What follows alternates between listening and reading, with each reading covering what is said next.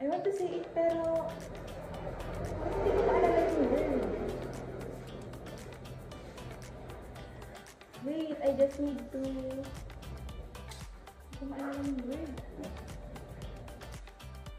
What's wrong, Ivy? Ano gusto mo sabihin? Eh kasi, hindi ko maalala yung word na sasabihin ko. Kanina pa ako dito. Ano na ba yun? It's okay, Ivy. Take your time. Ano ba yung gusto mong i-text? I want to... Huh? To... Wait, hindi ko maalala yung word. Ivy, napansin ko, parang in the past few days, nahihirapan ka magsalita. Alam mo naman yung gusto mong sabihin, di ba? Pero hindi mo ma-explain. Oo, ganun nga. Hindi ko mahanap. Basta hindi ko masabi, pero alam ko siya. Pero, ayun nga, hindi ko mahanap. Ivy, I think I get it. Yung brain mo, parang may difficulty siya in connecting your thoughts to the words. It's like your brain is trying to say something, pero parang may block na nangyayari.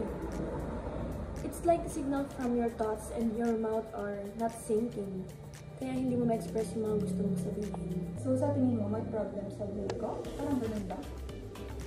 Not exactly, Ivy. It's more like may part ng brain mo na nahihirapan i-connect yung language functions.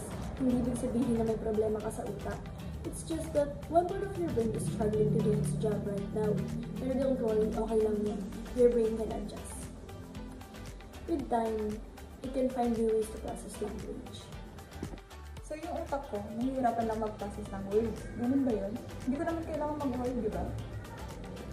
Exactly. Your brain just needs time to rewire itself. Kasi sometimes, when one part is affected, other areas can pick up the slack. Hindi permanent, Ivy. It just takes patience and practice. We can work on this together, okay? Okay, I'll try to be patient. Salamat, sir.